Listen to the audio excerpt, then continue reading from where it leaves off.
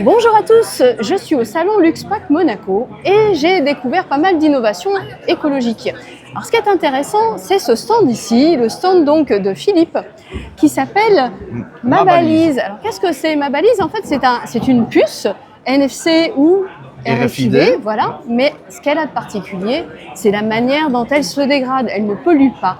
Alors Philippe, est-ce que vous pouvez nous en dire plus sur cette petite merveille? Oui, donc ce sont des étiquettes NFC et RFID qui sont biodégradables.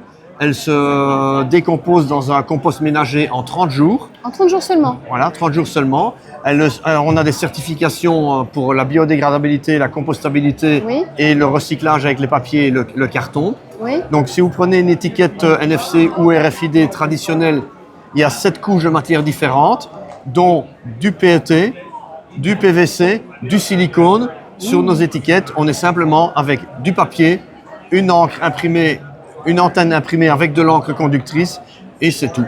Donc elle est conductrice parce qu'elle contient du minerai de fer. En fait. Voilà, elle contient des particules métalliques dans l'encre pour assurer la conductivité de l'antenne, mais c'est entièrement biodégradable. Alors donc votre papier, il peut être également lui-même recyclé en fait. Le papier, oui, on travaille avec du papier FSC inévitablement, parce qu'à partir du moment où on se dit travailler dans du sustainable, on doit travailler avec du papier FSC. Donc en fait, vous êtes dans la totale, dans l'objectif total d'une économie circulaire en quelque sorte. Tout à fait, on peut dire ça comme ça. Voilà. Donc nous avons de très nombreux clients à qui on impose d'utiliser le passeport produit digital, donc le DPP, c'est une législation européenne qui permet d'avoir une traçabilité complète de la durabilité d'un produit depuis la plantation de la graine jusqu'à l'élimination du produit. Oui. Et pour ce faire, on utilise des étiquettes RFID, mais avec des étiquettes traditionnelles, on ajoute un déchet à un produit qui est censé les éliminer. D'accord, je vois la mentalité, oui, c'est vrai quand même. En même temps, ce n'est pas logique d'utiliser des étiquettes qui ne soient pas écologiques. Exactement. Et d'ailleurs, ça devrait être même obligatoire en fait. Oui, quelque part. Nous on aimerait bien, oui. mais la législation ne l'a pas prévu parce que les législateurs ne savaient pas que nous étions déjà sur le marché avec des solutions bien plus écologiques. Mais alors, quand ils vont savoir que vous existez, ils vont imposer ça à tout le monde en fait.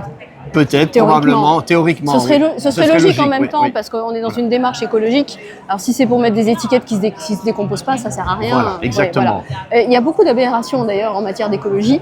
Et c'est vrai qu'en fait, avec votre système, vous mettez en évidence un problème qui existe. Oui, et d'ailleurs, vous parliez beaucoup d'aberrations. Il y a sur le marché des étiquettes qui sont, ils les appellent plastic free, mais qui sont avec une antenne métallique, avec une gravure chimique. Ah oui, et donc, à la base, elles sont sales et elles ne s'éliminent pas de la même façon. Oui. Donc, elles ne sont pas biodégradables. On est quasiment les seuls sur le marché à proposer ce type d'étiquette. Alors, juste une question, comment ça vous est venu l'idée de faire ça? C'est un peu par hasard. Oui. En fait, on travaillait sur les étiquettes NFC pour des campagnes de marketing avec les QR codes et le NFC. Et puis, on a rencontré un fournisseur qui était sur le projet et on s'est dit qu'on allait faire quelque chose avec ces fournisseurs. D'accord. Alors, il me vient une question en tête, je pense qu'on va me la poser en commentaire. En imaginant que votre produit, vous le stockez un peu longuement, pas forcément dans un composteur, on est bien d'accord, oui.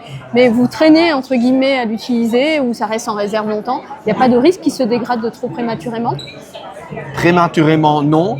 C'est comme si vous stockiez une rame de papier pour votre photocopieur. D'accord. Vous allez pouvoir le mettre dans l'armoire pendant 6 mois, 1 an, 5 ans, ça restera du papier. En fait, c'est le compost qui va créer, entre guillemets, cette réaction non chimique, mais naturelle, on va dire. Naturelle, tout à fait. Oui.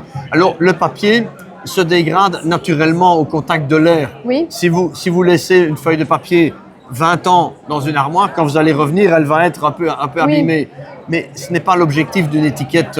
Bien sûr, je comprends bien. Une étiquette de traçabilité. Non, mais on peut imaginer que le produit a été oublié quelque part pendant des semaines, des mois. Voilà, il n'y a aucun problème, même sur 1 an ou 2 ans, 3 ans, ça va rester biodégradable. D'accord. Donc, on redit à nouveau le nom de cette petite merveille. Donc, c'est Mabalise. Mabalise. Et alors, en fait, Mabalise, c'est le nom de l'entreprise. Oui. Et la gamme d'étiquettes biodégradables s'appelle FM. FM ? FM pour éphémère. Ah, oui, c'est la technologie qui sait disparaître quand c'est nécessaire. D'accord.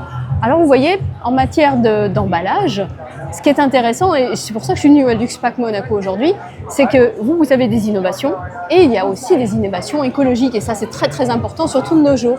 Donc, je vous remercie beaucoup de m'avoir accordé votre temps précieux parce qu'il y a un monde fou aujourd'hui. Hein. Oui, mais je Voilà. vous remercie. Et n'oubliez pas que vos visiteurs sur vos réseaux sociaux ne deviennent pas des pollueurs connectés. Oui, alors vous voyez, il y a des solutions. Donc, entre guillemets, on n'a plus d'excuses. Voilà. Merci beaucoup.